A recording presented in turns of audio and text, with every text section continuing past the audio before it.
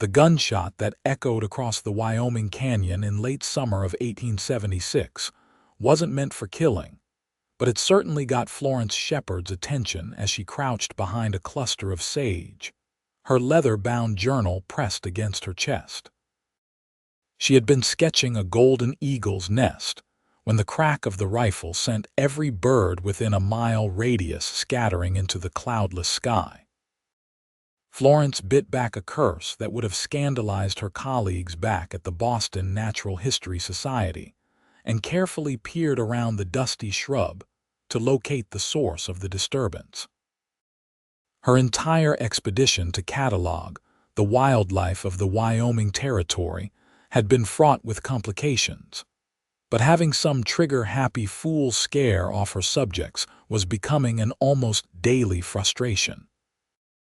A rider emerged from between two rust-colored rock formations, sitting tall in the saddle atop a paint horse. Even from a distance, Florence could make out broad shoulders beneath a work-worn shirt and a hat tilted against the sun. He wasn't shooting at anything in particular, she realized with growing irritation. He had fired into the air. "Miss Shepard," the voice carried across the canyon, deep and tinged with what sounded like urgency. "Miss Shepard, if you can hear me, you need to move away from that ledge." Florence glanced behind her and saw nothing but solid rock and the canyon wall. What ledge was this lunatic talking about? She had specifically chosen this spot for its stability and vantage point. The rider was closer now, moving at a pace that suggested he knew every inch of this terrain. As he approached, Florence got her first clear look at him. He was younger than she'd expected, perhaps near her own 24 years, with sun-darkened skin and eyes that even at this distance held an intensity that made her take an involuntary step backward. That step saved her life. The ground where she had been standing moments before gave way with a sound like tearing fabric, rocks and soil tumbling into a crevasse that hadn't been visible beneath the thin layer of packed earth. Florence's heart hammered against her ribs as she watched her carefully organized collection bags slide toward the new gap in the earth. The rider was off his horse in one fluid motion, his hand catching her arm and pulling her further from the unstable ground. "Are you hurt?" Florence shook her head, unable to find her voice for a moment. Up close, he was striking in a way that had nothing to do with conventional handsomeness. His face was all angles and determination, with lines around his eyes that spoke of long days squinting into the sun. A thin scar ran along his jawline, pale against tanned skin. "Your timing was fortunate," she managed, her Boston accent sounding absurdly formal to her own ears. "Fortunate had nothing to do with it," he said, releasing her arm but not stepping back. "This is Jennings' land, and I make it my business to know when someone's camping in unstable territory. That whole shelf has been crumbling since the spring rains. I've been tracking you for the better part of an hour, trying to figure out how to warn you without startling you over the edge." "You were tracking me." Florence felt her spine stiffen despite the fact that this man had likely just saved her from serious injury or worse. "Don't get your feathers ruffled," he said, and she caught the hint of amusement in his voice. "I track everything that moves through this canyon. It's my job. Name's Jackson Jennings. My family owns the ranch that encompasses most of this territory, and we've had problems with claim jumpers and rustlers. When I spotted your camp yesterday, I needed to know who you were and what you were doing here." "I have permission to conduct my research," Florence said quickly. "I wrote to the territorial office and received explicit approval to catalog wildlife throughout this region." "I'm sure you did." Jackson bent to retrieve her journal, which had fallen during the commotion. He handled it carefully, she noticed, not prying it open but brushing the dust from the leather cover before offering it back to her. "But the territorial office doesn't own this land. My family does, And before you start quoting homestead laws at me, we've held the deed since 1867. Florence took the journal, clutching it protectively. 6 months of observations, sketches, and notes were contained in those pages. I apologize for the trespass. I wasn't aware of the specific property boundaries. The maps I was provided were rather vague about private holdings. Most maps of Wyoming are vague about everything, Jackson said. He looked past her at the scattered equipment near the collapsed ledge. Is that all your gear? Everything important. The rest is at my camp.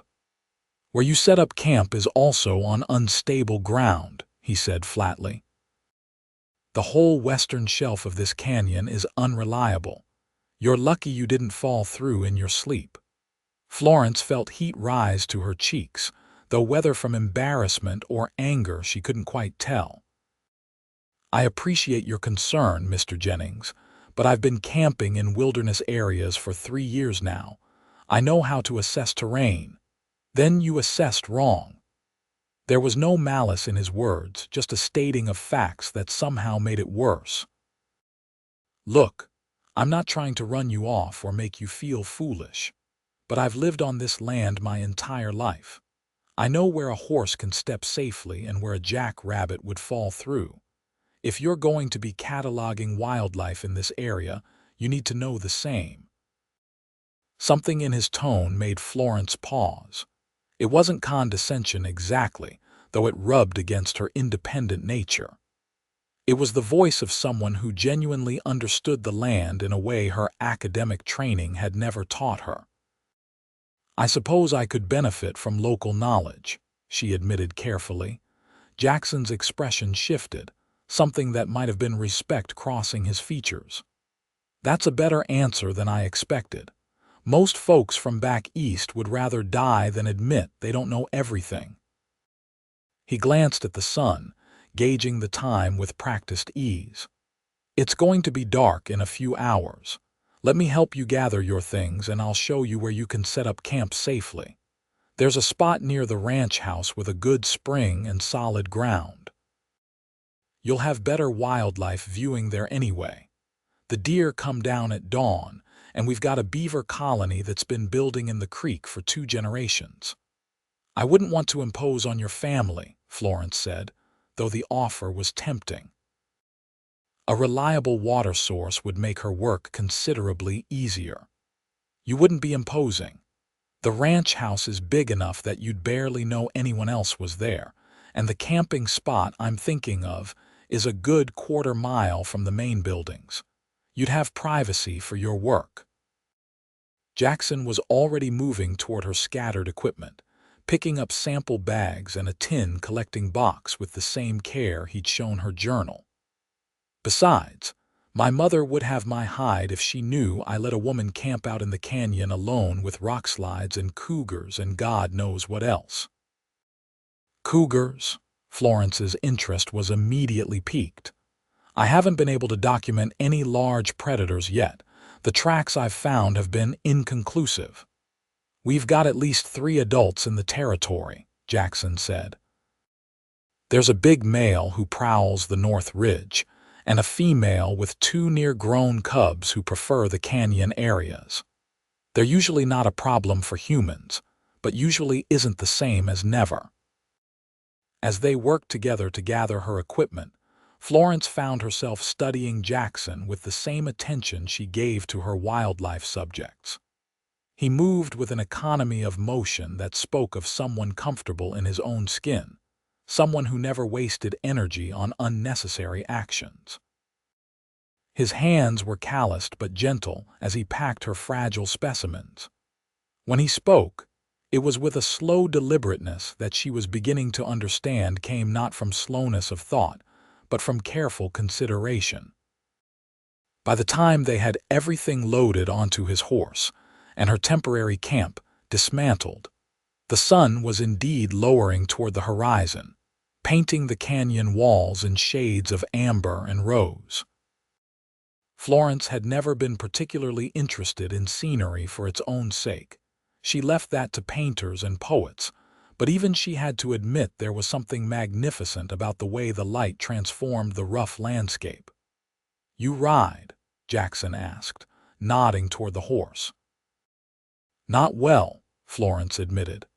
"I hired a guide in Fort Stanton who helped me get my equipment out here, but he was only contracted for the initial journey.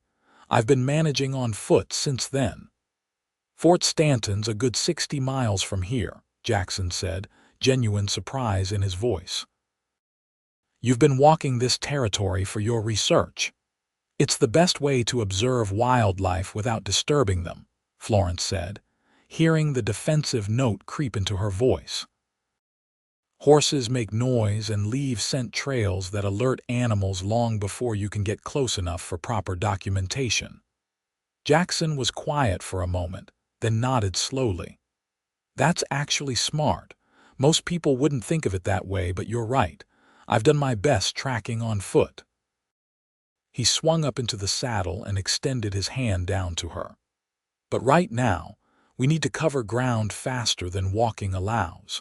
The light's fading and I don't want to navigate the narrow trail in full dark, even knowing it as well as I do."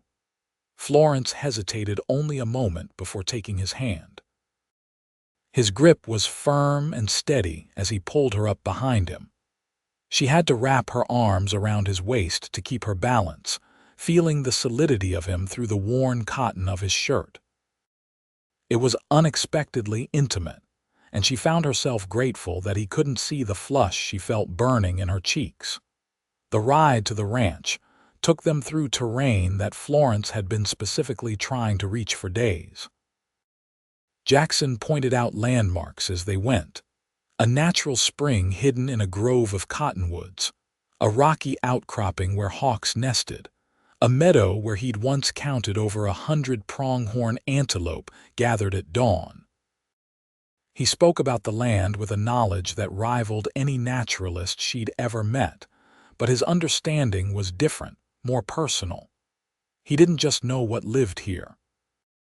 He knew how it all connected, how the presence of beavers in the creek changed the water flow and created wetlands that attracted different bird species, how the cougar population kept the deer from overgrazing the young trees. "You could be a naturalist yourself," Florence said as they crossed a shallow stream, the horses' hooves splashing in water that caught the last rays of sunlight. Jackson's shoulders moved in what might have been a shrug. "I'm a rancher. But I figure you can't manage land properly if you don't understand what lives on it and how it all fits together. My father saw land as something to be conquered and exploited. When he died 5 years ago, the ranch was nearly barren from overgrazing and poor water management. I've been trying to bring it back, working with the natural systems instead of against them." There was a story there, Florence sensed, layers of complexity in the simple words.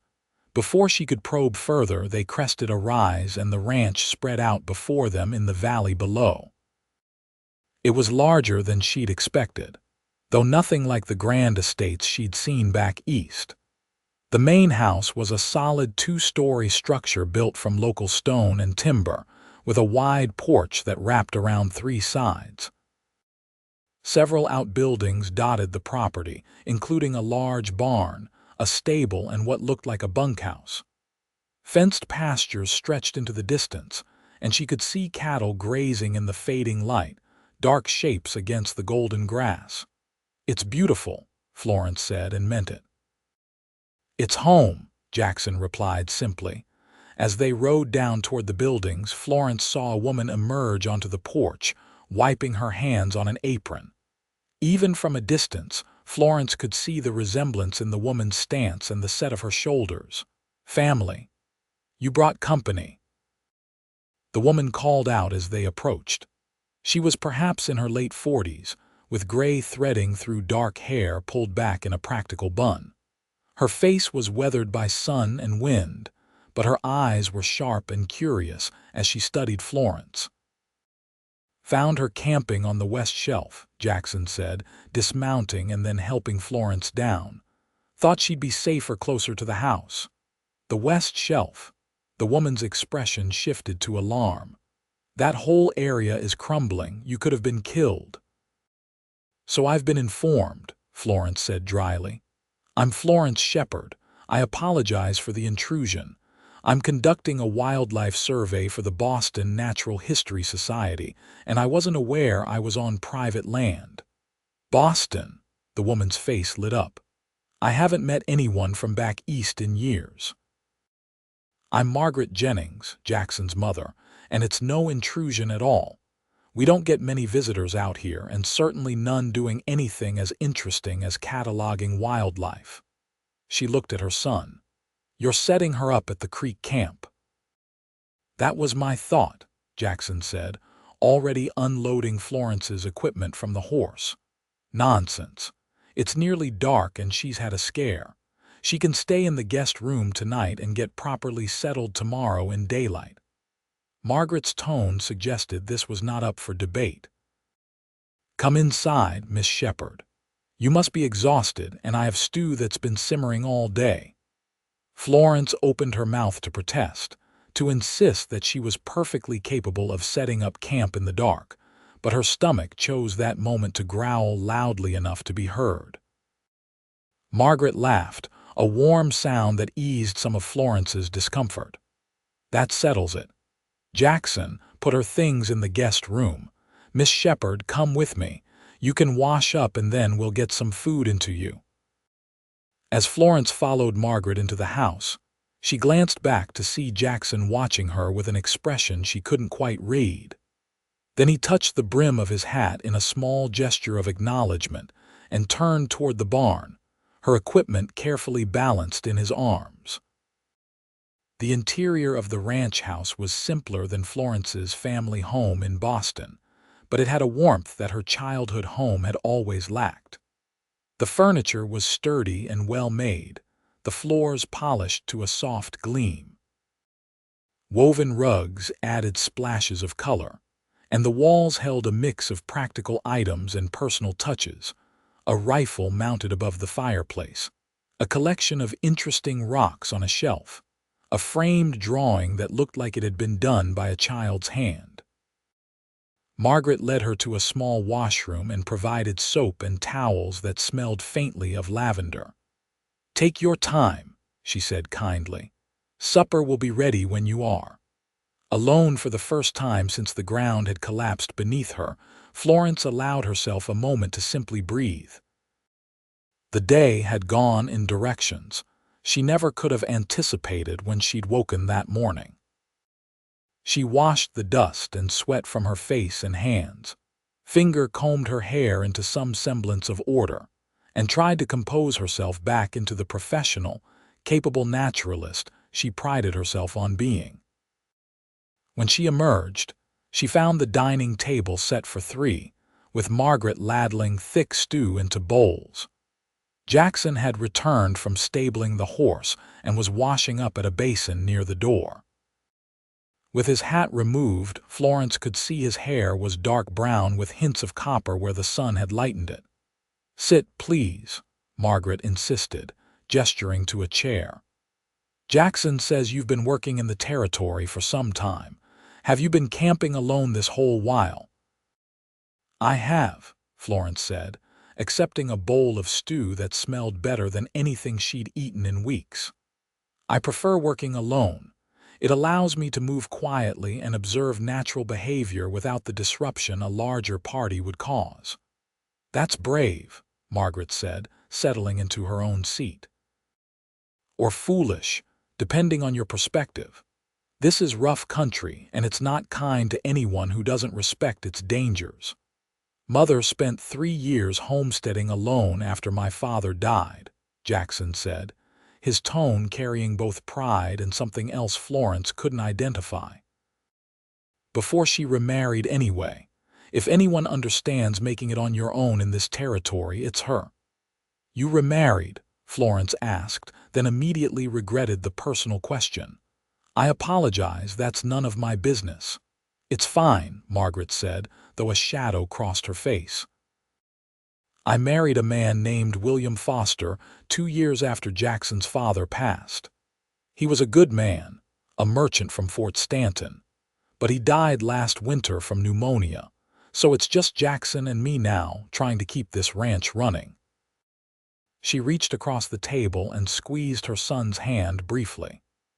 "Though Jackson does the lion's share of the work, I mostly just feed him and pretend to be useful. You keep the books, manage the supply orders, maintain the garden that keeps us fed through winter, and run the household," Jackson said firmly. "That's considerably more than pretending to be useful."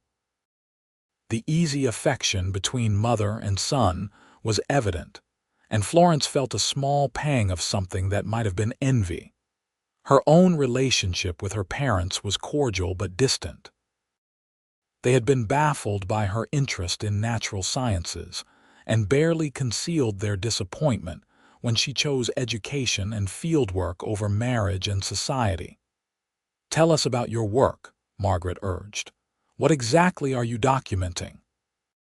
Florence found herself relaxing as she explained her project, cataloging the species diversity of the Wyoming Territory, with particular focus on how different animals adapted to the high plains environment. She described the birds she'd observed, the small mammals, the insects and reptiles. Margaret listened with genuine interest, asking questions that showed real curiosity rather than polite attention. Jackson ate quietly, but Florence noticed he was listening too, his eyes tracking her face as she spoke. When she mentioned her frustration at not being able to document the larger predators, he set down his spoon. "The big male cougar I mentioned, he has a regular route. He passes through the north section of our property every 3 days, give or take. If you want to see him, I could show you where he's most likely to appear." "You'd do that?" Florence couldn't keep the excitement from her voice. Documenting a mature male cougar would be a significant achievement. "I'd have to anyway," Jackson said practically.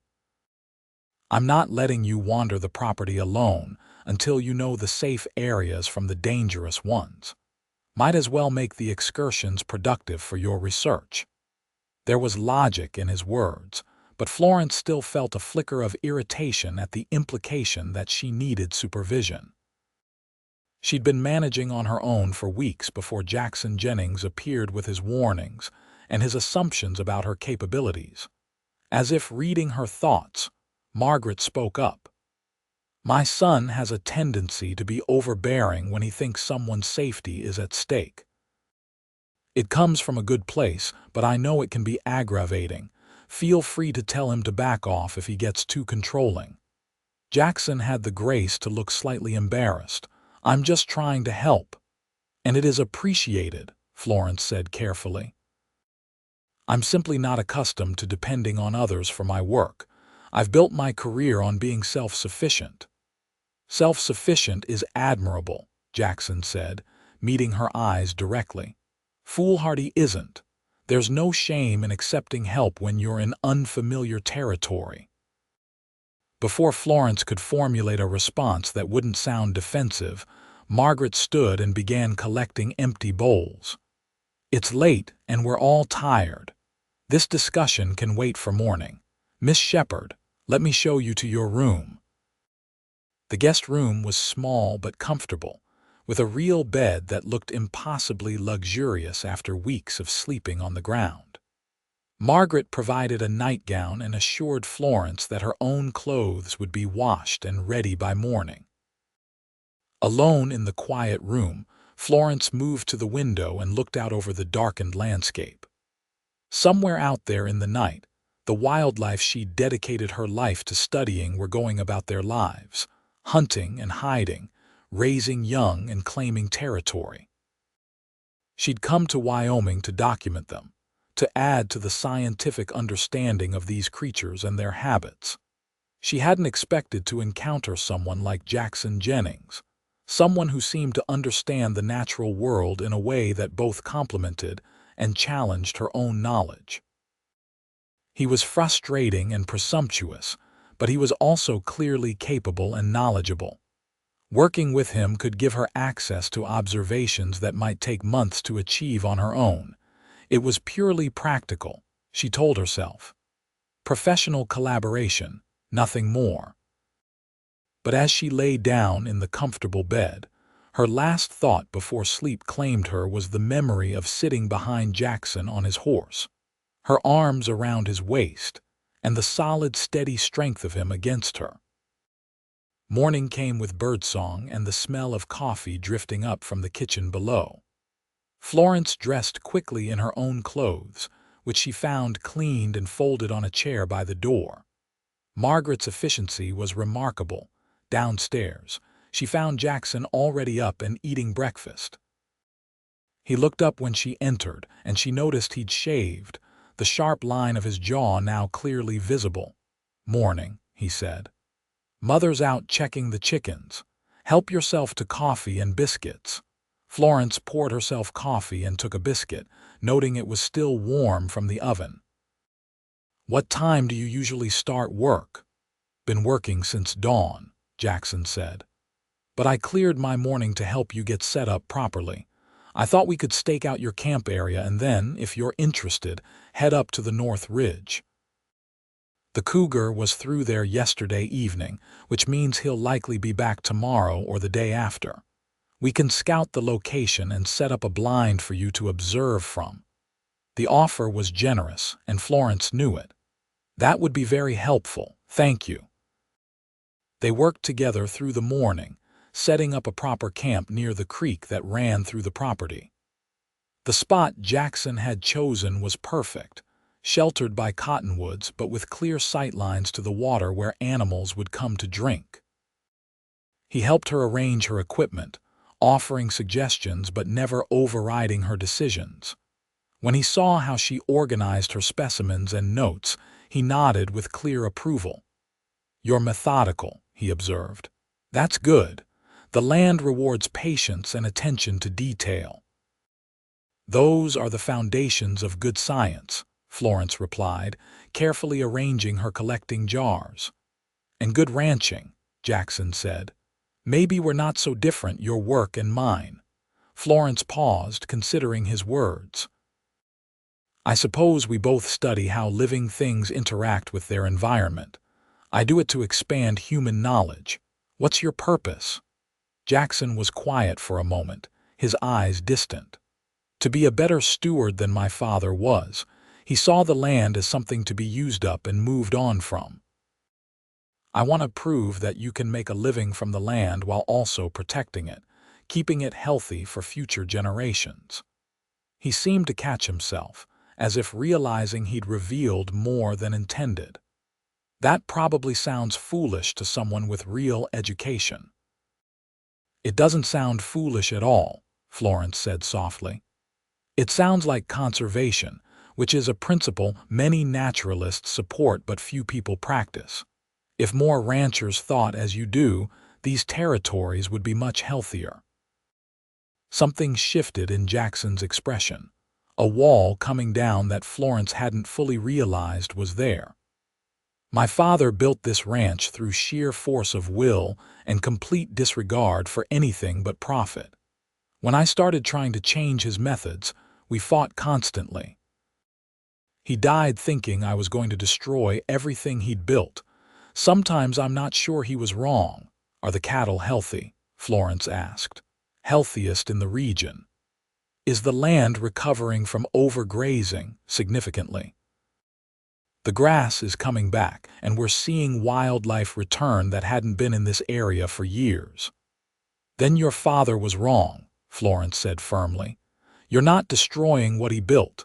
You're transforming it into something sustainable. There's a significant difference." Jackson looked at her with an intensity that made her breath catch.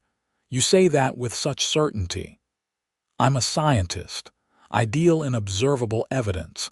The evidence suggests your methods are working." Florence turned back to her equipment to break the sudden tension she felt building between them. "Now, should we scout that location for observing the cougar?" The ride to the North Ridge took them through varied terrain, from open grassland to rocky outcroppings to dense stands of pine.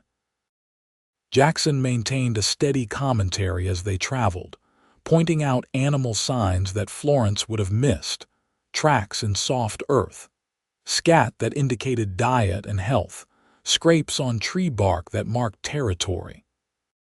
His knowledge was encyclopedic, but it came from years of observation rather than academic study.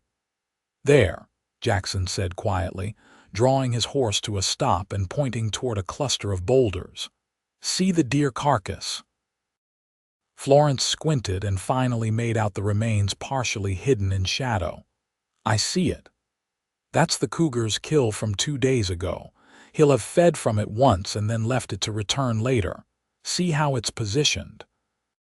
He dragged it into those rocks deliberately, using the natural formation to protect it from scavengers. That tells us he's experienced and smart. "It also tells us he'll come back," Florence said, excitement building. "If I set up observation before dawn tomorrow, I might be able to document his feeding behavior." "We can do better than that," Jackson said.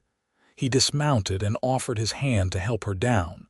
"Come on, I'll show you where to set up." He led her to a spot upwind of the carcass, where a fallen log and natural depression in the ground created a perfect natural blind. "You can set up here with a clear view. He won't catch your scent if the wind holds in this direction, which it usually does in the morning. Stay still and quiet, and there's a good chance he'll come right past you." Florence knelt in the depression, testing the angle and sightline. It was perfect. "This is excellent. Have you done this before? Set up to observe wildlife?" "Sometimes," Jackson admitted. "Mostly when I need to understand what's affecting the cattle or the land. Last year we had a pack of wolves denning on the eastern boundary. Instead of just hunting them, I watched them for a few weeks and figured out their patterns. Turned out they were mostly feeding on elk and only taking cattle when the elk migrated out of range. So I moved that pasture's cattle to a different area during migration season, and the problem solved itself." "That's remarkable," Florence said. "Most ranchers would have simply killed the wolves." "Most ranchers did. There are barely any wolves left in this whole territory now. In 10 years, there might not be any at all." Jackson's voice carried a sadness that Florence felt resonate in her own chest. "Every species we wipe out, we lose something we can't get back. I don't want that on my conscience if I can avoid it." Florence found herself looking at Jackson with new understanding. He wasn't just a rancher trying to protect his interests. He was someone who genuinely cared about the natural world, who saw value in creatures beyond their utility to humans. It was a perspective she encountered rarely enough, even among her scientific colleagues, that finding it here in this remote Wyoming ranch left her momentarily speechless. "You should write about your methods," she said finally. "Document what you're doing and share it. Other ranchers might learn from your example." Jackson laughed, but there was no humor in it. "Ranchers around here think I'm either crazy or soft. They wouldn't read anything I wrote, and if they did, they'd dismiss it as the foolishness of someone who inherited land instead of fighting for it." "Then you share it with scientists and conservationists," Florence insisted. "People who would understand the value of what you're accomplishing. I know people at the Natural History Society who would be very interested in your observations." "I'm no writer," Jackson protested. "You don't have to be. You could dictate your observations to someone who is." Florence heard herself making an offer before she'd fully thought it through. "I could help you. As part of my documentation of this region, I could include a section on sustainable ranching practices and their effect on wildlife populations. Your ranch could be the case study." Jackson was quiet, considering. Finally, he said, "Why would you do that?" "Because it's good science," Florence said. "And because what you're doing matters. It deserves to be recognized and recorded." The look Jackson gave her was complicated gratitude and something warmer tangled together. "I'd like that, thank you." They spent the next hour setting up the observation blind properly, using branches and local vegetation to create cover that would blend naturally with the surroundings. Jackson worked with practiced efficiency, but he also listened when Florence explained how she needed to position her equipment for sketching and note-taking. It was collaboration in the truest sense, both of them contributing their expertise toward a common goal. By the time they headed back to the ranch, the sun was high overhead and Florence's stomach was reminding her that she'd been too excited to eat much breakfast. Jackson must have heard it growl because he said, "Mother will have lunch ready." "She's probably already interrogating the chickens about why you look half-starved." Florence laughed despite herself. "Does she interrogate the chickens often?" "Only when she's worried about something and needs to vent to creatures who can't talk back," Jackson said, but his tone was fond. "She likes you, by the way. She told me this morning that you're the first interesting person to visit in years and I'd better not run you off with my overprotective nonsense." "She called it overprotective nonsense?" Florence asked, amused. "She might have used stronger language," Jackson admitted. "My mother doesn't mince words. I've noticed. It's refreshing." Back at the ranch house, Margaret had indeed prepared a substantial lunch, along with pointed comments about how Florence needed to eat more if she was going to be climbing around the countryside. The afternoon was spent with Florence organizing her notes and beginning detailed sketches of the location where she hoped to observe the cougar. Jackson disappeared to attend to ranch work, and Florence found herself glancing toward the window more often than was strictly necessary, watching for his return. That evening, Margaret invited Florence to eat with them again, and the conversation flowed easily over roasted chicken and vegetables from Margaret's garden. They discussed everything from politics to literature to the challenges of life in the Wyoming Territory. Margaret, it turned out, was remarkably well-read for someone living in such a remote location, and she engaged Florence in a spirited debate about the merits of various authors.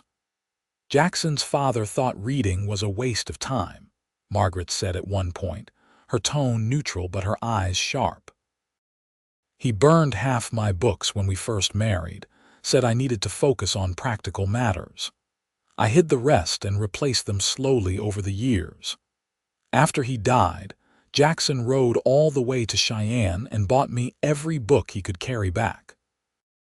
Just showed up one day with his saddlebag stuffed full of novels and histories and poetry." Florence glanced at Jackson, who was suddenly very focused on his dinner. "That was a kind thing to do." "He's a kind man," Margaret said simply. "Takes after my side of the family in that regard." The comment hung in the air, and Florence sensed years of complicated history beneath the simple words. Jackson's father sounded like he had been a difficult man, hard and unyielding. No wonder Jackson seemed determined to build something different, both in his ranching methods and in his character. That night, as Florence prepared for bed, Margaret knocked softly on her door. "I wanted to thank you," she said when Florence invited her in. "Thank me? For what?"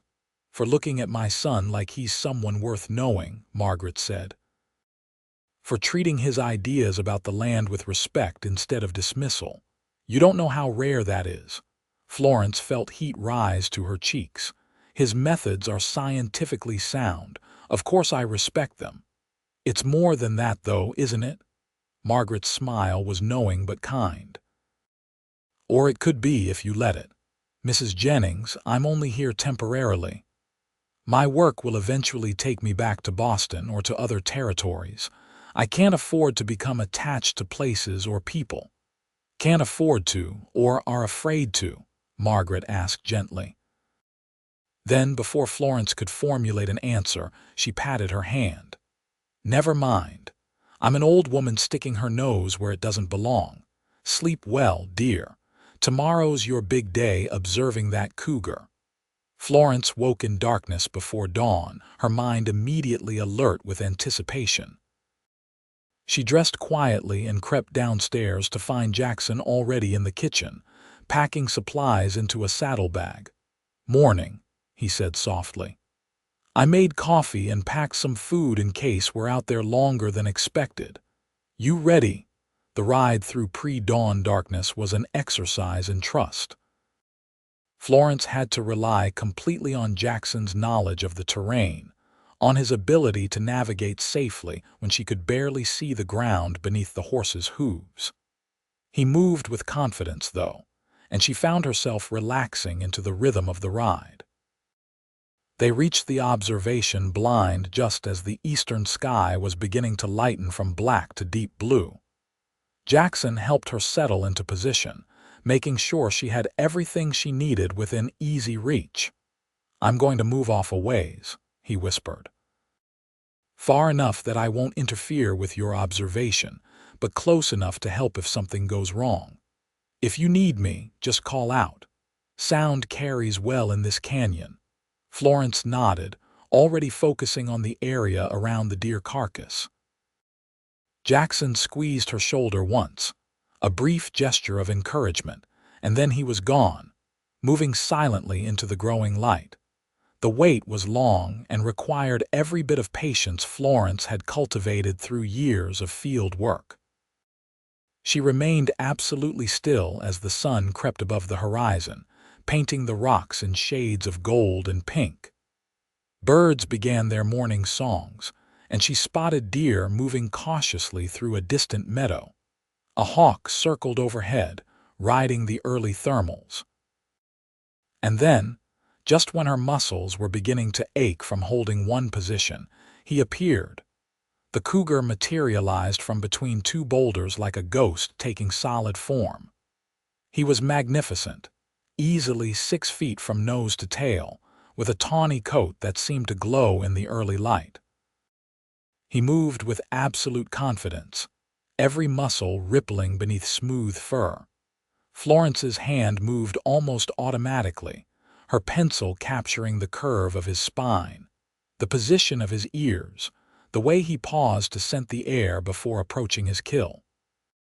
She'd seen cougars before, but never like this, never so close and undisturbed, exhibiting completely natural behavior. The big cat fed for perhaps 20 minutes, then carefully repositioned the carcass and covered it with more brush and rocks. Florence documented it all, her notes filling page after page. Then, just as silently as he'd appeared, the cougar vanished back into the rocks. Florence remained still for another half-hour, hardly daring to believe what she'd just witnessed. It was only when she was certain the cougar had truly gone that she allowed herself to relax, her muscles protesting the long period of immobility. "Did you see him?" Jackson's voice was quiet as he appeared from wherever he'd been waiting. "I saw him," Florence said, and she heard the awe in her own voice. "Jackson, he was perfect. The observation was perfect. I got more detail than I ever could have hoped for." The smile that crossed Jackson's face was genuine and warm. "I'm glad." "Your face right now, that's the way I feel every time I see something remarkable out here on the land. It never gets old." "No," Florence agreed softly, looking up at him. "I don't imagine it does." They rode back to the ranch in comfortable silence, the morning sun warming their backs. Florence found herself acutely aware of Jackson's proximity, the way his shoulders moved as he guided the horse, the capable gentleness in his hands. When had she started noticing such things? When had this rancher stopped being simply a convenient source of local knowledge and become something more? The question troubled her through the rest of the day as she worked on transcribing her notes and refining her sketches. She'd built her career on objectivity, on maintaining professional distance from her subjects and the people she encountered in the field. Getting emotionally involved with Jackson Jennings would be foolish and counterproductive. Yet when he appeared at her camp that evening, asking if she'd like to walk down to the creek to see the beaver colony, she found herself agreeing immediately. The beavers were active in the twilight, swimming back and forth from their lodge to the shore, gathering vegetation and making repairs to their dam. Jackson pointed out the different individuals, explaining which were from this year's litter and which were older, how they organized their work and defended their territory. "You really do know every creature on this land," Florence said, watching a juvenile beaver swim past with a mouthful of willow branches. "I try to," Jackson said. "Seems like the least I can do, given that I'm sharing space with them. They were here long before my family showed up claiming ownership." He paused, then added, "Sometimes I think the whole concept of owning land is absurd. The land just is. It exists with or without humans putting borders around it and claiming it belongs to them." "That's a philosophical position that would make many frontier settlers uncomfortable," Florence observed. "Most things I think make frontier settlers uncomfortable," Jackson said dryly. "I'm not well suited to the mythology of the rugged individual conquering the wilderness. I'd rather coexist with the wilderness than conquer it." Florence turned to look at him in the fading light. "You're not what I expected when I came to Wyoming Territory. What did you expect? Someone harder, I think, more interested in profit and property than in preservation. Someone who would see my work as frivolous or threatening." "Is that what you usually encounter?" Jackson asked, "often enough?"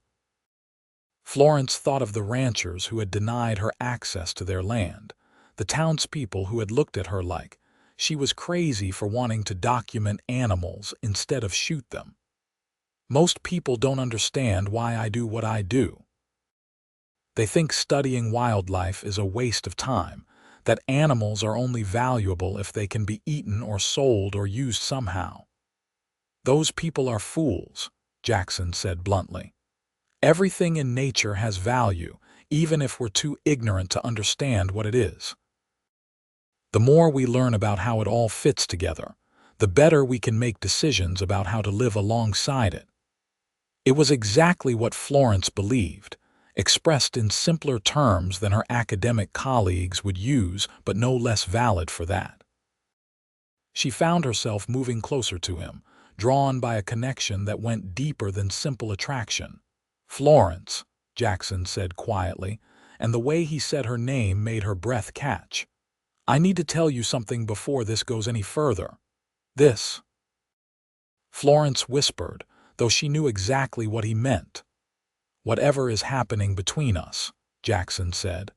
"I feel it and I think you do too, but I need you to know that I'm not looking for something temporary. I've watched too many people drift through this territory, staying just long enough to take what they want before moving on. If we're going to pursue this, I need to know you're genuinely interested, not just passing time before you head back to Boston." The honesty in his words was almost painful. Florence wanted to tell him she felt the same way, that what she was beginning to feel for him was different from anything she'd experienced before. But she also couldn't lie about her situation. "My work with the Natural History Society requires me to travel," she said carefully. "After I complete the Wyoming survey, I'm contracted to spend 6 months cataloging wildlife in the Colorado Territory, and after that, there's a possible expedition to Montana. I don't have a permanent home base. I can't offer you stability or constancy." "I'm not asking for that," Jackson said. "I'm asking if what you feel right now is real, or if I'm just a convenience while you're in the area." Florence reached out and took his hand, feeling the roughness of his palm against hers. "It's real. I don't fully understand it, and I don't know where it can go given our circumstances, but what I feel for you is very real." Jackson's other hand came up to cup her face, his thumb brushing her cheekbone with extraordinary gentleness. "That's enough for now. We'll figure out the rest as we go." When he kissed her, it felt like the most natural thing in the world, as inevitable as sunrise after darkness. Florence let herself sink into it, into the warmth and solidity of him, into the feeling of being wanted not despite her unconventional life, but because of the person that life had shaped her into. They stood by the creek as night fell completely, talking quietly about everything and nothing. Jackson told her about growing up on the ranch, about his complicated relationship with his father, about the years after his father's death when he'd nearly worked himself to exhaustion trying to prove he could make the ranch succeed while also healing the land. Florence talked about her childhood in Boston, about discovering her passion for natural sciences, about the resistance she'd faced from family and society when she chose education and field work over the traditional path expected of women. "You miss it?" Jackson asked. "Boston, your family, that whole world." "Sometimes I miss my younger sister," Florence admitted. "She's the only one who never made me feel strange for wanting something different. But the city itself, the society, the expectations, no. I've never felt as alive as I do out in the field observing the natural world. This is where I belong. Even if belonging means never staying in one place." Florence heard the question beneath the question. "I don't know," she said honestly. "I've never had a reason to want to stay before. And now I'm beginning to think staying might have its own rewards." They walked back to the house hand in hand, and when Margaret saw them together, the smile on her face was knowing and warm. She made no comment, though, simply served a late supper and steered the conversation to neutral topics, giving them both space to adjust to this new dynamic between them. The days that followed fell into a pattern that felt both exciting and comfortable. Florence would rise early to conduct her observations, documenting the wildlife that came to the creek, tracking the movements of deer and pronghorn across the ranch property, identifying bird species and their nesting behaviors. Jackson would join her when ranch work allowed, contributing his knowledge and helping her access areas that would have been difficult or dangerous to reach alone. But they also found time for moments that had nothing to do with work. Evening walks became a regular occurrence, exploring different parts of the ranch as the light faded and the nocturnal animals began to stir. They talked about everything, sharing their thoughts on conservation and science, on the future of the Western Territories, on books and ideas and dreams. Margaret watched it all with obvious approval, occasionally making pointed comments about how nice it was to see Jackson smiling more, or how Florence seemed to glow with happiness. The older woman had become a friend as well as a host, and Florence found herself grateful for the female companionship after weeks alone in the field. 3 weeks into her stay at the Jennings Ranch, Florence had documented more species and behaviors than she had in the previous 2 months of her survey. Her journals were filling with detailed observations, sketches, and notes that would form the basis of a comprehensive report to the Natural History Society. The work was going better than she dared to hope, but she was also increasingly aware that her time in this area was finite. She'd originally planned to spend another month in the Wyoming Territory before moving on to Colorado, and that deadline was approaching faster than she wanted to acknowledge. Jackson never pressed her about it, but she could see the question in his eyes sometimes when he looked at her. "What happens when it's time for you to leave?" The answer came to a head one evening when a rider arrived at the ranch carrying mail that had accumulated for Florence in Fort Stanton. Among the letters was one from the director of the Natural History Society, confirming the details of her Colorado assignment and inquiring about her progress in Wyoming. Florence sat at the small desk in her room, reading the letter for the 3rd time. The Colorado expedition was scheduled to begin in 6 weeks, which meant she needed to leave Wyoming in a month at the latest to allow for travel time. She had known this was coming, had planned for it, but somehow the reality of it felt like a physical blow. A knock at her door interrupted her spiraling thoughts. "Come in," she called, setting the letter aside. Jackson entered, his expression cautious. "Mother said you got mail. Everything all right?" Florence gestured to the letter. "The society is confirming my Colorado assignment. I need to leave here in about 4 weeks." Jackson was quiet for a long moment, his face unreadable. Then he crossed the room and sat on the edge of the bed, close enough that their knees nearly touched. "I knew this was coming. We both did." "Knowing doesn't make it easier," Florence said softly. "No, it doesn't." Jackson took her hand, threading his fingers through hers.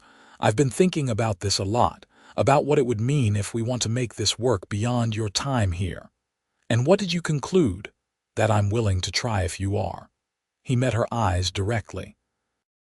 "Long distance, letters, visits when possible, whatever it takes.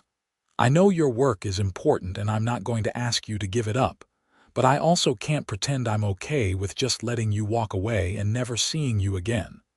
Florence felt emotion tighten her throat.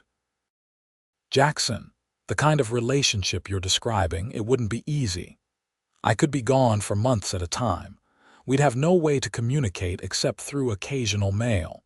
You'd essentially be alone, waiting and hoping I come back." "I'd be waiting for someone worth waiting for," Jackson said simply. "And you'd be doing work that matters, work that you're brilliant at. I won't be the man who holds you back from that." "You wouldn't be holding me back," Florence protested.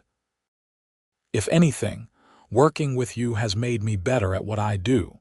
Your knowledge, your perspective, it's taught me to see things I might have missed." "Then we've made each other better," Jackson said. "That seems like something worth preserving, even if preserving it is going to be difficult." Florence leaned forward, resting her forehead against his. "I've never felt this way about anyone. I thought I was content with my solitary life, with my work being enough. But now the thought of leaving you feels impossible." "Then don't think of it as leaving," Jackson murmured. "Think of it as continuing your work with the understanding that you have someone here who cares about you, who wants to hear about your discoveries, who's waiting for the day you come back." "And what if I can't come back? What if the expeditions keep taking me further away, or the society sends me overseas, or any number of things that could make returning here impossible?" Jackson pulled back slightly to look at her. "Do you want to come back?" "Yes," Florence said, the certainty of it surprising her. "Yes, I do." "Then we'll find a way to make that happen. Maybe not immediately, maybe not on any schedule we can predict, but if we both want it, we'll find a way." The kiss they shared was tender and fierce at once, a promise and a plea. Florence let herself believe, just for that moment, that wanting something badly enough could make it possible. The remaining weeks passed too quickly, filled with long days of fieldwork and longer evenings spent together, memorizing the details of each other's faces, voices, habits. Jackson took Florence to every corner of the ranch, sharing his favorite places and secret spots. They watched the sunrise from the highest ridge, saw a mother fox teaching her kits to hunt, sat in comfortable silence while a herd of elk grazed in the meadow below. Margaret, for her part, made her position clear. "If you hurt my son, I'll find you wherever you are and make you regret it," she told Florence one afternoon while they were preparing vegetables from the garden. "But if you make him happy, which you clearly do, then you're family. Family finds ways to stay together." "I don't want to hurt him," Florence said quietly, "or myself, but I don't know how to reconcile what I feel for Jackson with the life I've built." "Maybe you don't reconcile it," Margaret suggested. "Maybe you build something new that incorporates both." Life rarely fits into the neat categories we try to impose on it. 2 days before Florence was scheduled to leave, Jackson took her to one final location, a box canyon on the far eastern edge of the ranch property. It took them most of the day to reach it, riding through terrain that grew increasingly rugged and beautiful. "I've never brought anyone here," Jackson said as they dismounted near the canyon entrance. "This is my place, where I come when I need to think or just be alone with the land." The canyon was small, barely 100 yards deep, but it was perfect. A spring bubbled up from between rocks, creating a tiny pool before trickling away into the ground. The walls were striped with layers of rust and cream and pink, geological history written in stone. Vegetation clustered around the water, lush and green. "It's beautiful," Florence breathed. "I want you to remember this place," Jackson said. "When you're in Colorado or Montana or wherever else your work takes you, I want you to be able to close your eyes and see this canyon.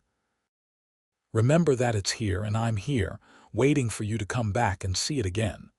Florence turned to him, seeing the vulnerability in his face, the fear he was trying to hide beneath determination. I'll remember all of it." They stayed in the canyon until sunset painted the sky in shades of orange and purple, holding each other and talking about everything except the looming separation. When they finally rode back to the ranch under starlight, Florence felt both full and empty, grateful for what they'd shared and dreading what came next. The morning of her departure arrived cold and gray, with clouds threatening rain.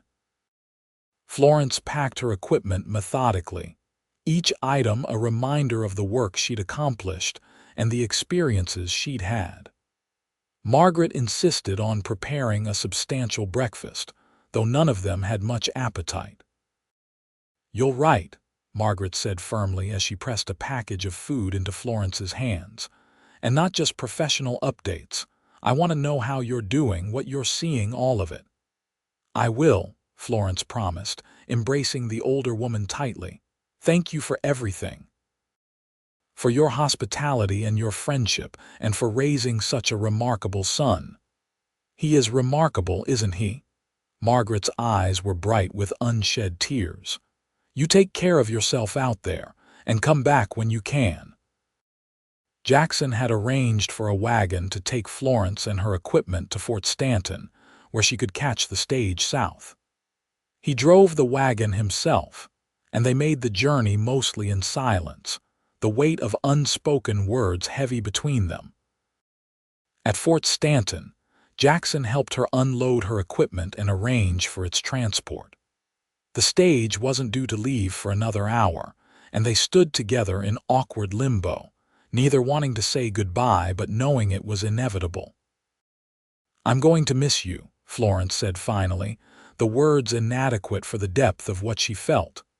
"I'm going to miss you too," Jackson replied. He reached into his pocket and pulled out a small object wrapped in cloth. "I made this for you. It's not much, but I wanted you to have something to take with you." Florence unwrapped the cloth to reveal a small carved wooden figure, a cougar in mid-stride, every detail perfect from the curve of the tail to the alert position of the ears. "Jackson, this is beautiful. I didn't know you carved." "It's just a hobby," he said, looking embarrassed. "Something to do with my hands in the evening. I started working on it the day after we observed the big male. I wanted to capture him the way you saw him." Florence closed her fingers around the carving, feeling the smooth wood warm against her palm. "I'll treasure this. Always." The call came that the stage was ready to board. They stood looking at each other, trying to memorize faces and hold onto a moment that was already slipping away. "This isn't goodbye," Jackson said firmly. "It's just see you later." "See you later," Florence echoed, then stepped forward and kissed him, not caring who might be watching. "I will come back. I don't know when, but I will." "I'll be waiting," Jackson promised. Boarding the stage and watching the Wyoming landscape roll, pass through dusty windows, was one of the hardest things Florence had ever done. She clutched the wooden cougar in one hand and her journal in the other, two tangible connections to everything she was leaving behind. The Colorado expedition proved to be even more challenging than Wyoming had been. The terrain was more mountainous, the weather less predictable, and the wildlife more skittish. Florence threw herself into the work with almost desperate energy, trying to fill the empty spaces with observation and documentation. But at night, alone in her tent, she would take out the carved cougar and remember sun-drenched Wyoming mornings, evening walks by the creek, and the steady presence of a man who understood both her passion for her work and the person she was beneath it. She wrote to Jackson regularly, long letters detailing her findings, but also her thoughts and feelings, her struggles and small victories. His responses came less frequently, limited by the unpredictability of mail service in remote areas. But when they arrived, they were full of news from the ranch, updates on the wildlife she documented, and assurances that he was thinking of her constantly. Margaret wrote too, with chatty letters full of ranch gossip and pointed questions about when Florence might be planning to visit.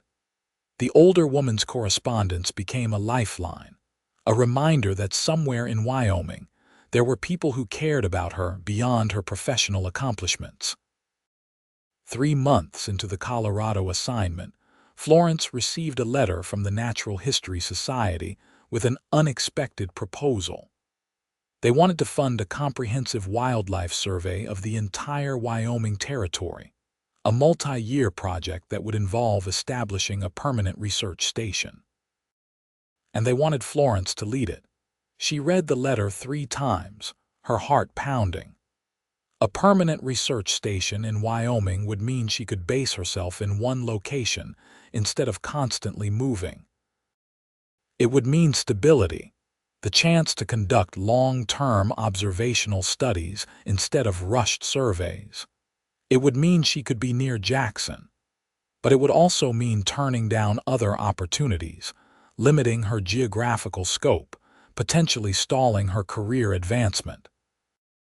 The Society's offer was generous, but it wasn't a promotion. It was a lateral move at best.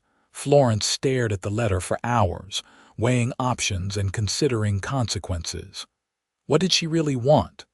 Where did her priorities lie? The answer, when it came, was surprisingly clear. She wanted the work, yes. The research was important and meaningful. But she also wanted the connection she'd found with Jackson, the sense of belonging she'd felt with him and Margaret, the feeling of being part of something larger than just her individual pursuits. She wrote her acceptance letter that night, then immediately penned a separate letter to Jackson. The reply took 3 weeks to arrive, but when it came, Jackson's joy was evident in every line. He wrote about plans to help her establish the research station, about locations on the ranch property that would be perfect for long-term observation sites, about his mother's excitement at having Florence return permanently. And at the end of the letter, in handwriting that looked less steady than usual, he wrote, "I love you. I've been waiting to say it until I could see your face, but I can't wait any longer. I love you, Florence, and knowing you're coming back is the best news I've ever received." Florence read those lines over and over, tears streaming down her face. She'd been so focused on the practical challenges of their relationship that she'd been afraid to name what she felt, afraid that saying it out loud would make the separation harder to bear. But he'd been brave enough to say it first, to put his heart on paper and trust her with it. She wrote back immediately, her own declaration filling pages, all the feelings she'd been holding back pouring out in a rush of words and emotion. The remaining months in Colorado passed in a strange blur of anticipation and impatience.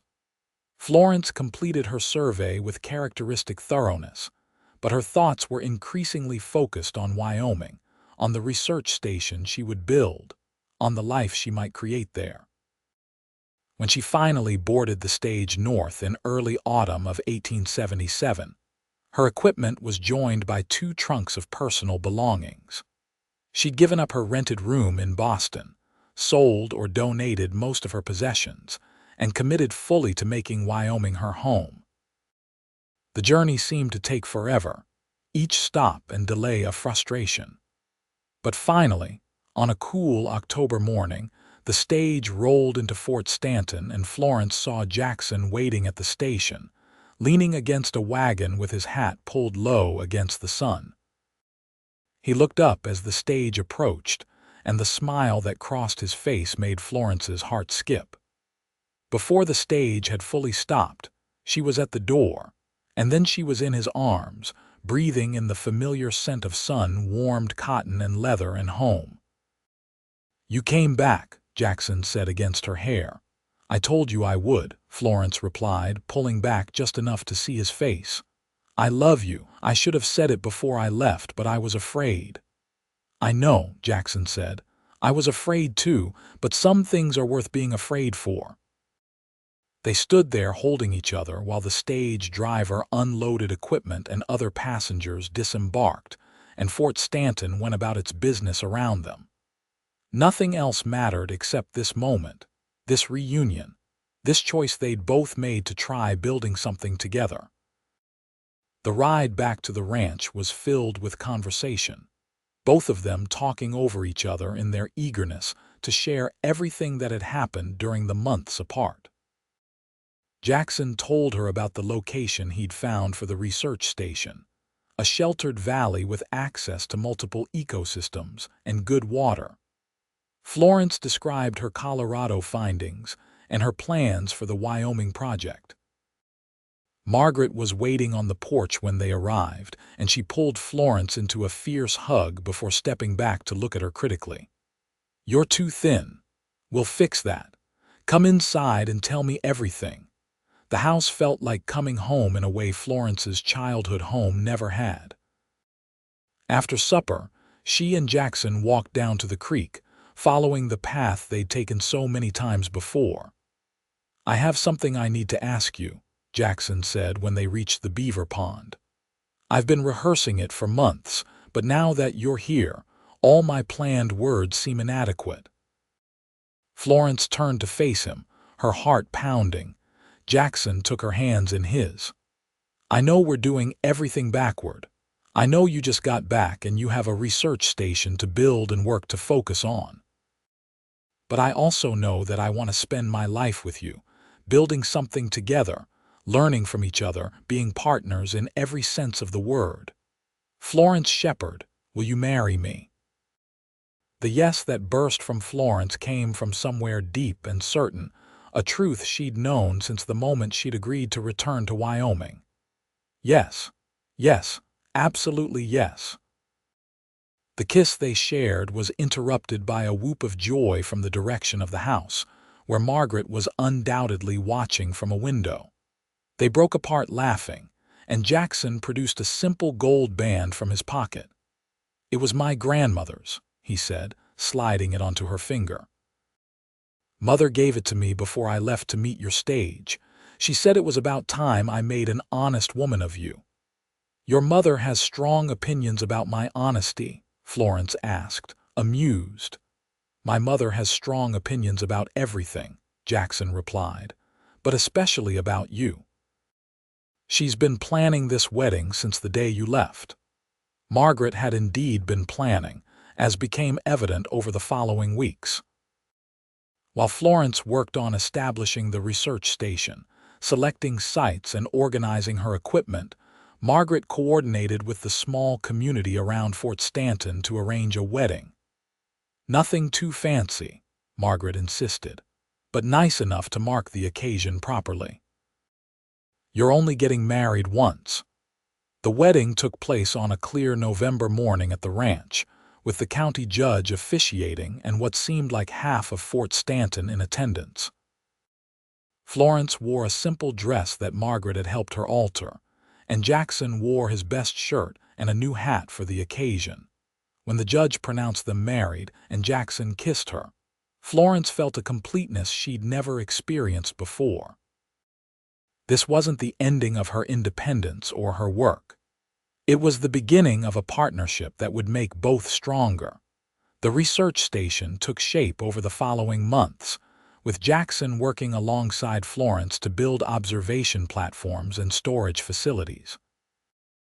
They designed it together, combining his knowledge of the land with her scientific requirements, creating something that served both conservation and research. The first year of their marriage established patterns that would define their life together. Florence spent her days in the field, documenting species and behaviors, filling journals with observations that would contribute to scientific understanding of the region. Jackson managed the ranch, implementing sustainable practices that other ranchers were slowly beginning to notice and, occasionally, emulate. But they also made time for each other, for evening walks and long conversations, for teaching each other their respective skills.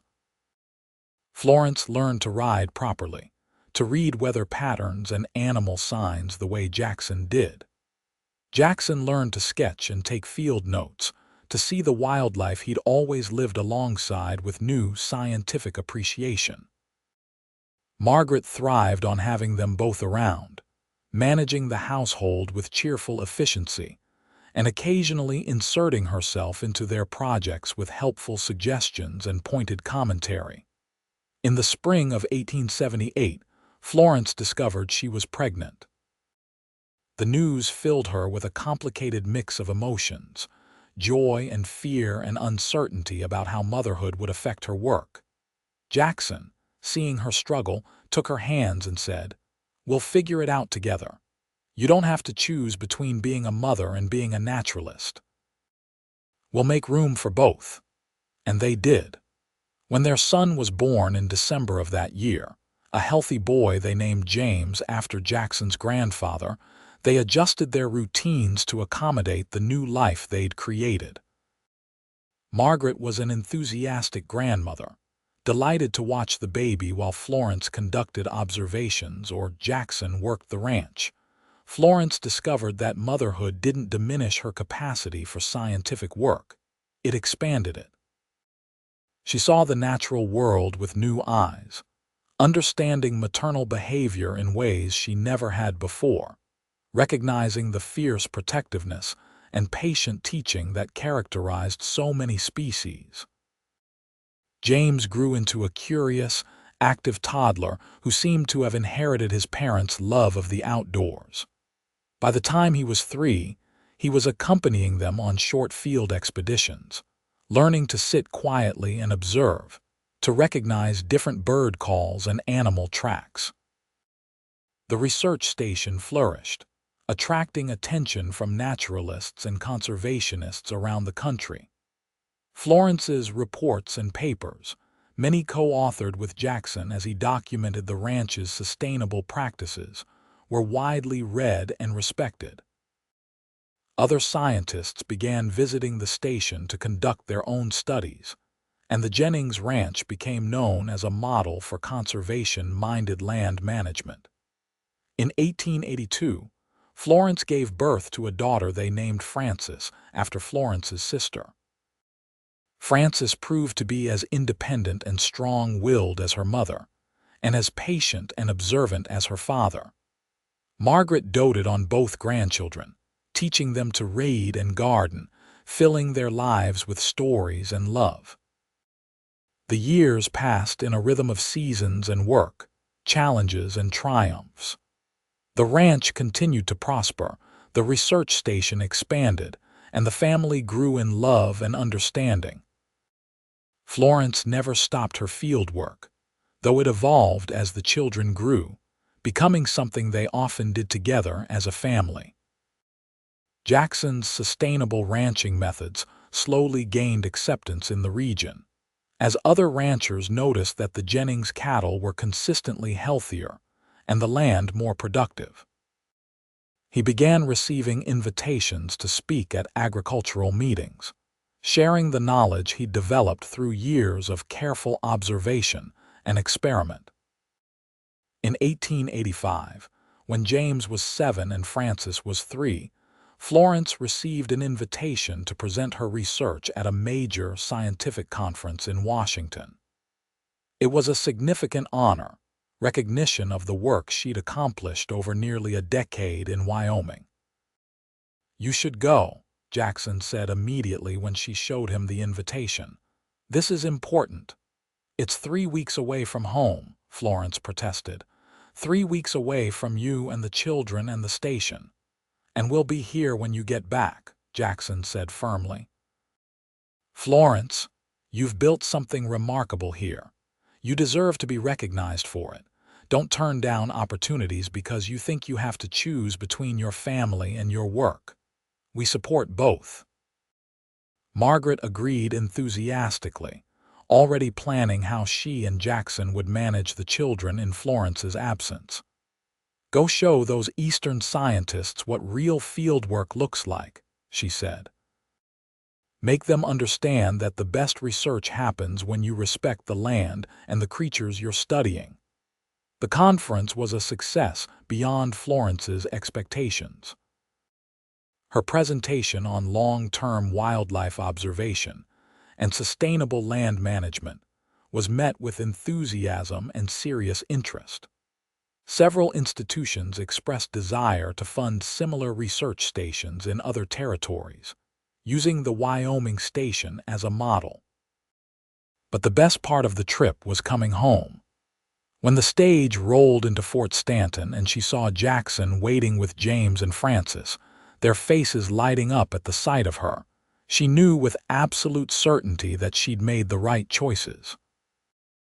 The work was important, but this family and this life they'd built together was everything.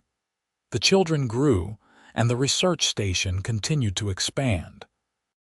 James developed a particular interest in birds, spending hours sketching them with the same attention to detail his mother brought to her work. Frances became fascinated with tracking and animal behavior, following her father around the ranch and absorbing his knowledge of how creatures moved through the landscape. In 1890, the family celebrated 2 milestones. James turned 12, and Florence published her comprehensive study of Wyoming Territory wildlife, a massive volume that incorporated 15 years of observations and became a standard reference for naturalists studying the region. The book's dedication read, "To Jackson, who showed me that the rarest specimen wasn't any creature I cataloged, but the heart of a man who understands that love and partnership mean supporting each other's dreams. And to our children, James and Frances, who prove every day that we can build a future where scientific inquiry and respect for the natural world are family values." The publication brought renewed attention to the research station and to Jackson's ranching methods. Visitors became more frequent, young scientists seeking to learn from Florence's approach, ranchers wanting to understand how Jackson maintained profitable cattle operations while also protecting and enhancing the land. Through it all, Florence and Jackson remained partners in the truest sense. They still took evening walks by the creek, still shared their observations and ideas, still supported each other through challenges and celebrated triumphs together. Margaret, now in her 60s, remained a vital presence in the household, her sharp mind and sharper tongue keeping everyone honest. She took particular delight in her grandchildren, teaching them everything from cooking to classical literature, to the importance of standing up for what they believed in. In 1895, when Frances was 13, she announced her intention to follow in her mother's footsteps and become a naturalist. James, at 17, had already been accepted to study ornithology at a university back east, but planned to return to Wyoming after his education to continue the work his parents had started. "We raised them right," Jackson said one evening as he and Florence sat on the porch, watching the sun set over the land they'd spent nearly 20 years learning and protecting. We raised them to be themselves, Florence corrected gently, and to understand that meaningful work and deep love aren't mutually exclusive. They can have both, just like we have. Jackson took her hand, his thumb brushing over the gold band she'd worn for 18 years. Do you ever regret it? Choosing to settle here instead of continuing to travel for your research? Never, Florence said immediately. I've accomplished more here, in this one place with you beside me, than I ever could have bouncing from territory to territory. The long-term observations, the relationships I've built with this ecosystem, the life we've created together, none of that would have been possible if I'd kept moving. I'm glad, Jackson said softly, because I can't imagine my life without you in it. You've made me better at everything I do.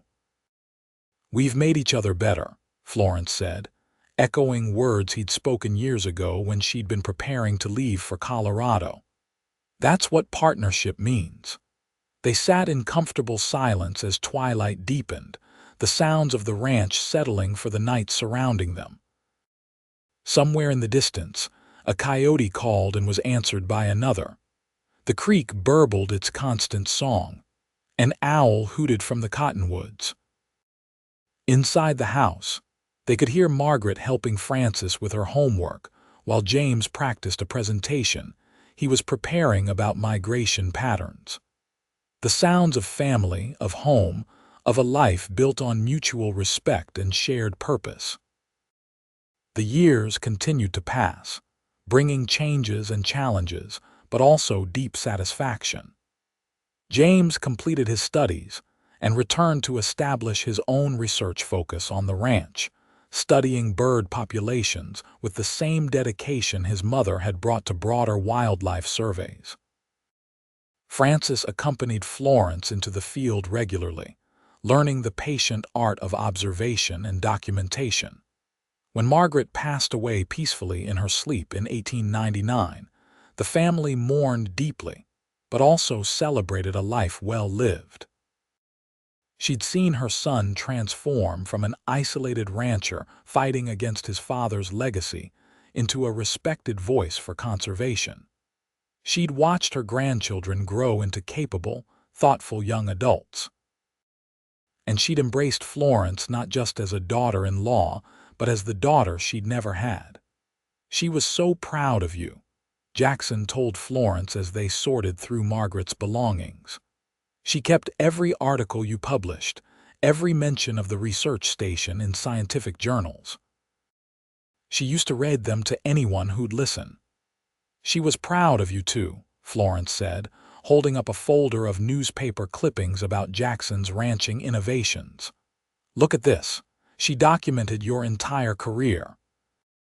They found letters Margaret had written but never sent, private thoughts and observations about her family. In one, addressed to no one in particular, she'd written, I worried when Jackson first told me about Florence that he was setting himself up for heartbreak, that she'd never choose this isolated ranch life over her ambitious career. I'm grateful to have been proven wrong. They didn't choose between love and ambition. They chose both, and in doing so, built something more lasting than either could have achieved alone. That's the legacy I'm proudest of, raising a son who understood that real strength means supporting others in being their best selves. Reading those words, Florence felt tears stream down her face. Margaret had understood, had seen what they were building together and recognized its value. The turn of the century brought new challenges as the Wyoming Territory moved toward statehood and the country underwent rapid modernization.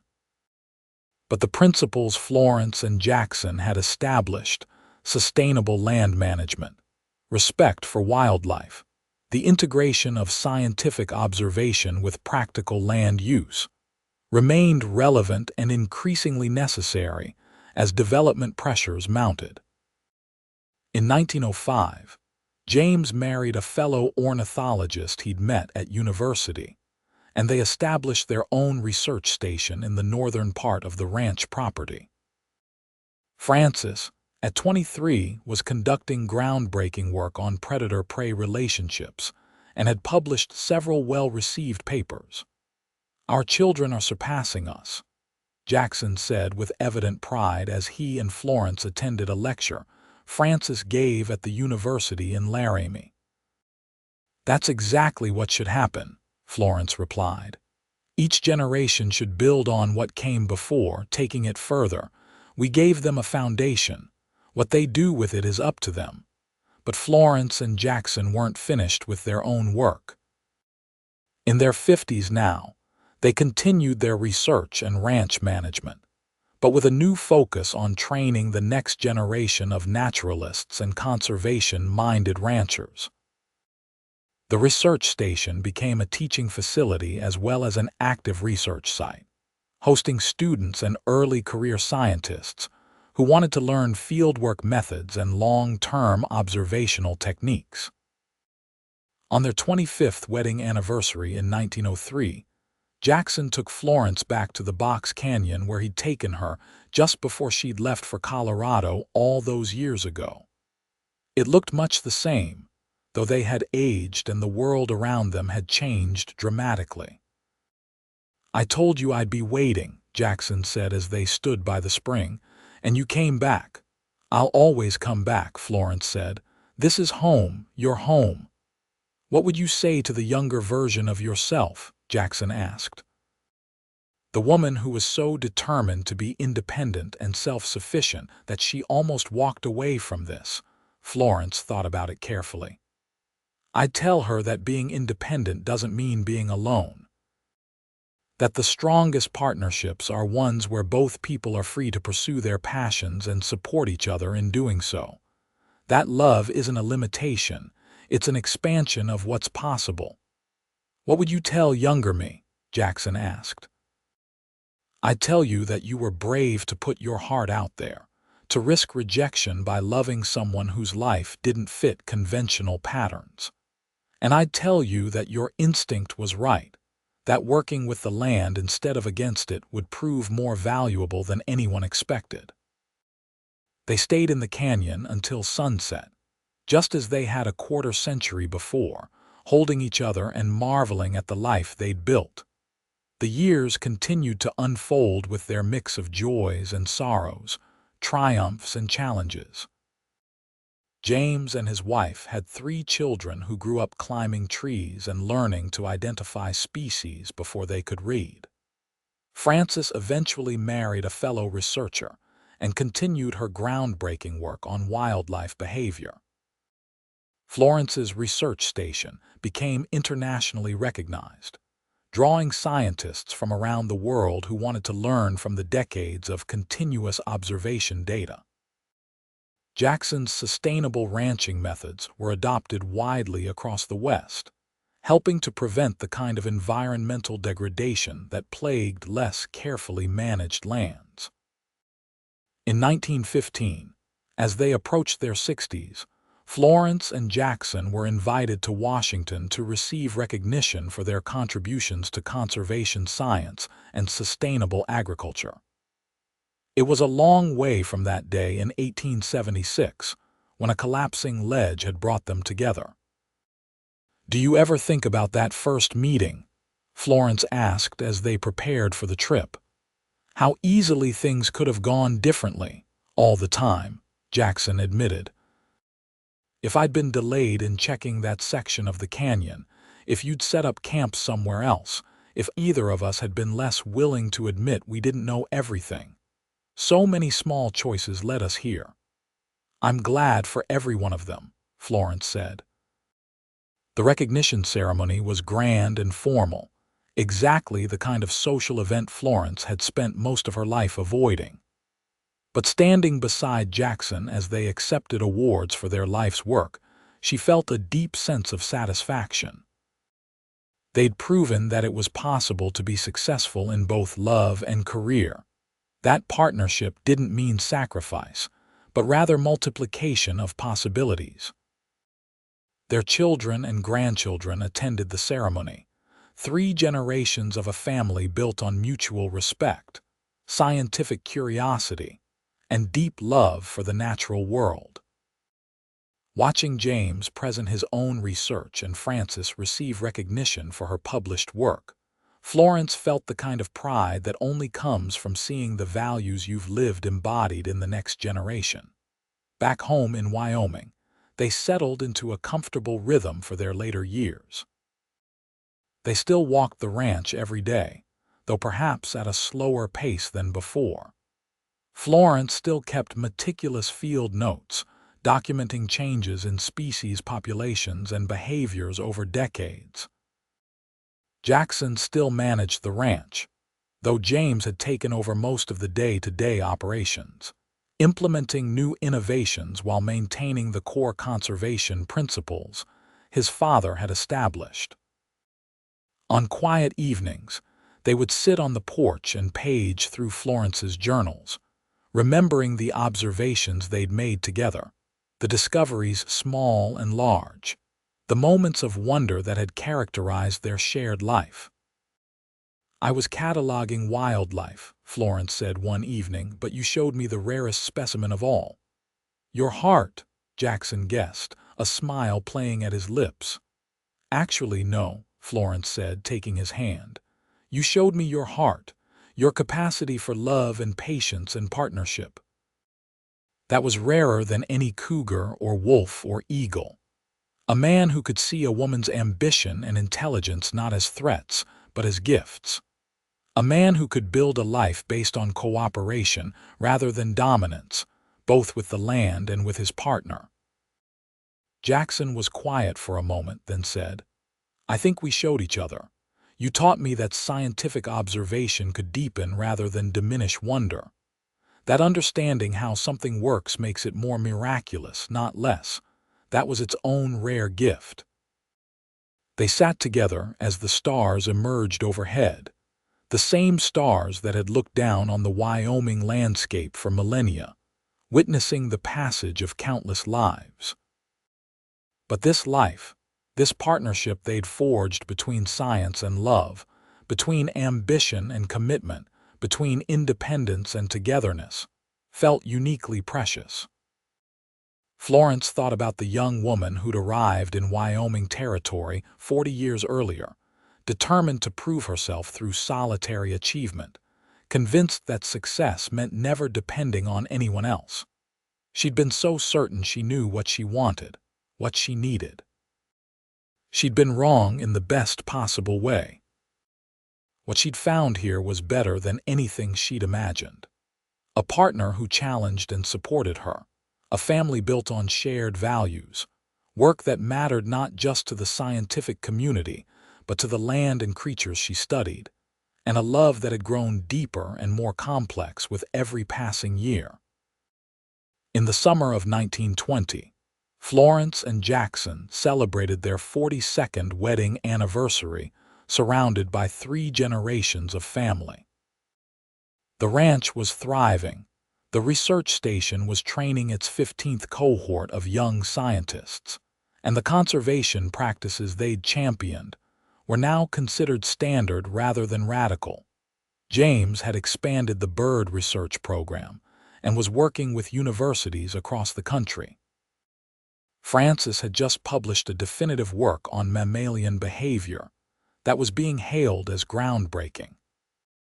The grandchildren, now young adults themselves, were pursuing their own paths, some in science, some in other fields, but all carrying forward the values of curiosity, respect for the natural world, and commitment to making things better.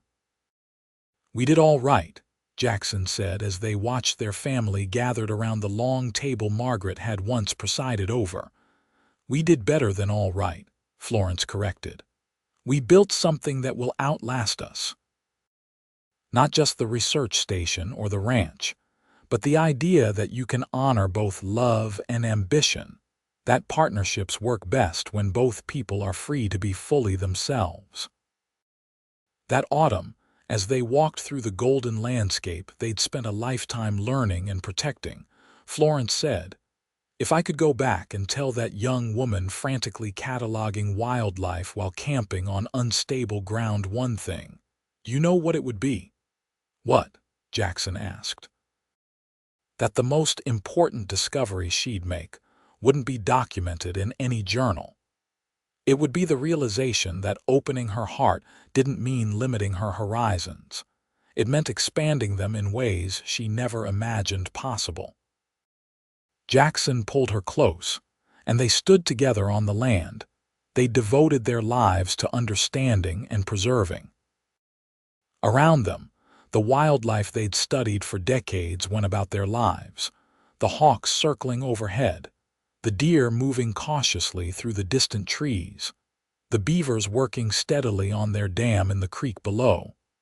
Everything was connected. Everything had its place in the grand web of life.